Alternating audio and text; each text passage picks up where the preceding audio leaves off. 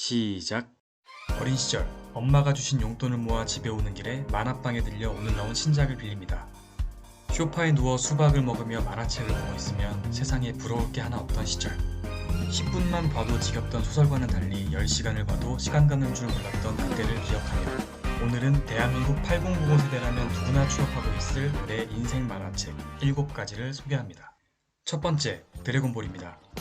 닥터 슬럼프로 인정받은 토리야마 아키라 작가의 대표작으로 1984년부터 1995년까지 약 12년 동안 연재되며 에피소드로는 총 519화, 단행본으로는 42권으로 완결되었으며 한국어판은 서울문화사를 통해 발매되었습니다. 서유기를 모티브로 한 작품이며 피콜로, 셀, 마인부와 같은 강한 적들과 대전하면서 성장을 거듭하는 손오공의 모습을 보며 전세계 만화가들에게 큰 호응을 얻은 작품이죠. 무천도사라는 스승으로부터 무술을 배우고 부르마라는 소녀를 만나 소원을 이루어주는 7개의 구슬, 드래곤볼을 모으기 위한 모험을 떠나면서 이야기가 시작됩니다. 특히 전투력이 높은 적들을 격파해가는 설정과 무술 최강자를 가리는 천하제일 무술대회는 손에 땀을 쥐게 할 정도로 너무나 흥미진진했던 에피소드죠. 드래곤볼의 진정한 강점은 대충 캐릭터만 좀 알고 있으면 아무 책이나 집어들고 아무 페이지나 펼쳐서 읽기 시작해도 금세 재미를 느끼고 빠져들 정도로 매력 넘치던 만화라고 할 수 있겠습니다.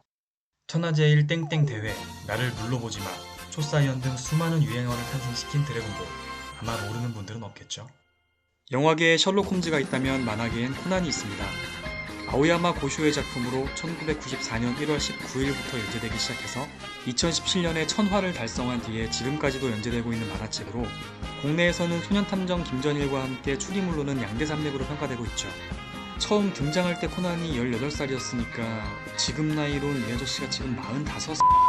검은 조직의 약물에 당해서 고등학생의 의식을 가진 채 초등학생의 몸이 된 쿠도 시니치가 에도가와 코난이라는 가명을 사용하며 소꿉친구인 란의 아버지가 운영하는 탐정사무소에 얹혀 살며 사건을 해결하는 이야기를 다루고 있습니다. 매 에피소드마다 경찰의 힘으로는 도저히 해결할 수 없는 범죄 사건을 다루며 추리와 호기심을 항상 자극하고 몰입력이 떨어질 틈 없이 긴장감을 주던 만화책입니다. 남자, 우정, 의리하면 생각나는 만화책, 바로 상남 2인조입니다. 1991년 3월부터 1996년 12월까지 총 31권으로 완결되었으며 상남 2인조와 GTO, 바나가지마의 연이은 대히트로 상당한 인기를 누린 후지사와 토오루의 작품입니다. 상남 2인조는 GTO 바나가지마의 전신으로서 일본 쇼난, 한국어로 상남 지역을 배경으로 불량 청소년들의 학창시절에 대해서 다루고 있습니다. 만화 중간중간에 각종 차량, 오토바이 관련 내용도 많이 나오고 처음에는 러브 코미디 컨셉에서 초반부가 거의 끝나갈 무렵에는 본격적으로 불량 청소년들끼리 충돌하는 만화로 변신을 합니다. 상남 극동고 최강의 폭주 콤비, 영길과 용의가 펼치는 고교 학원 액션물로 다시 봐도 흥미로운 스토리 구성으로 향수를 일으키는 만화책입니다. 만화가 출시된 이후에 상남 2인조의 후속작인 GTO가 영화로도 나왔고 2020년 2월에는 아마존 프라임 비디오에서 드라마로도 출시가 되었죠. 학생들 사이에서 비교적 난폭한 소재가 많이 등장하며 폭력적인 묘사가 많기 때문에 물론 19금 만화지만 8090 시절엔 워낙 인기 있던 만화라 만화책 덕후들에겐 필수 코스였다고 할 수 있습니다. 바둑의 바자도 모르던 저에게 흥미를 느끼게 해준 만화, 바로 고스트 바둑왕입니다. 우리에겐 데스노트로도 유명한 오바타 타케시의 작품으로 2000년 9월부터 2003년 10월까지 총 23권으로 완결되었습니다.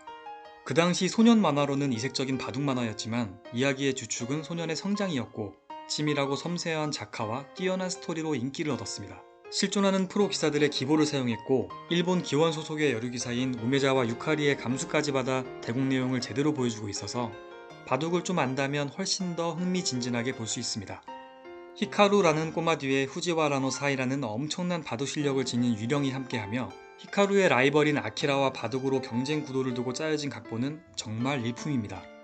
최종 보스이자 엄청난 꽃미남으로 고영하라는 대한민국 캐릭터가 나와서 더 흥미로웠던 만화책으로 그 시대 한국 바둑이 얼마나 압도적이었는지를 보여주는 대목이기도 합니다.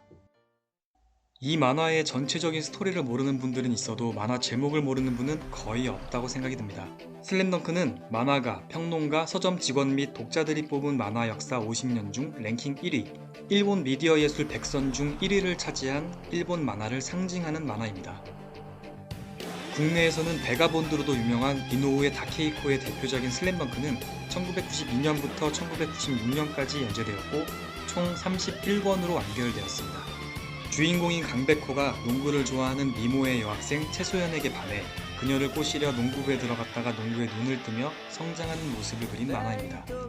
농구라는 스포츠 소재로 스토리를 이끌어 나가는데 규칙과 운영 방식들을 정말 퀄리티 있게 담아 놓아서 농구를 잘 모르는 사람이 봐도 쉽게 이해할 수 있고 모든 캐릭터들의 개성과 사연을 그려놓아서 드라마적인 요소도 느낄 수 있는 만화입니다.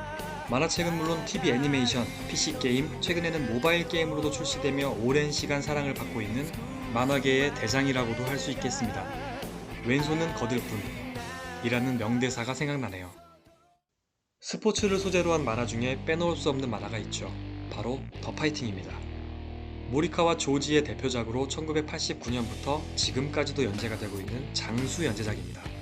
어린 나이에 아버지를 여의고 어머니와 단둘이 낚시가게를 운영하면서 순박하고 내성적인 성격 탓에 학교에서 놀림과 괴롭힘을 받던 주인공 일보가 우연히 마모루를 만나 복싱을 시작하게 되고 강해지기 위한 욕구와 강함이 무엇인지를 알아가는 복싱 만화입니다. 전형적인 약자의 캐릭터가 복싱에 빠져들어 끝없는 노력을 통해 성장하는 모습, 그리고 압천체육관 동료들과 지내는 사람 사는 모습은 우리네 인생을 대변하는 것 같기도 하죠.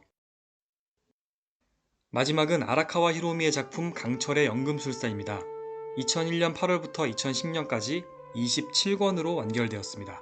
천재 연금술사인 에드워드 엘릭과 알폰소 엘릭 형제가 돌아가신 엄마를 살리기 위해 금기인 인체 연성을 시도합니다. 그 과정에서 형 에드워드는 왼쪽 다리를, 동생 알폰스는 모든 신체를 잃어버리게 되고 잃어버린 몸을 되찾기 위한 모험을 그린 만화입니다. 중세시대의 주술적인 요소가 가미된 연금술을 소재로 그려진 강철의 연금술사는 액션 보는 재미가 많이 있습니다. 하지만 많은 사람들이 진짜 이 만화를 좋아하는 이유는 철학적인 요소와 변하지 않는 진리를 탐구하는 데 있습니다. 만화를 보다 보면 내 존재가 그렇게 중요하지는 않구나 라고 생각도 들기도 하지만 반대로 생명은 그 어떤 것보다 소중하고 의미가 있다고 느껴지기도 합니다. 철학과 심오한 내용을 좋아하는 분들에겐 무조건 강추입니다. 90년대에서 2000년대, 2000년대에서 또 지금까지 세월의 흐름에 따라 만화업계의 트렌드도 많은 변화가 있었죠. 인터넷과 스마트폰의 보급이 그 변화에 가속도를 붙였고 그 변화로 인해 웹툰이 등장하며 만화책은 점점 추억 속으로 잊혀져 가고 있습니다. 저는 지금도 종이책의 질감과 친구들과 킥킥대며 만화책을 돌려보던 그 시절이 너무 그립습니다. 우리가 레트로 감성에 반응하는 요즘, 만화책의 시대도 과연 다시 올 수 있을까요? 탕비실 수다였습니다. 끝.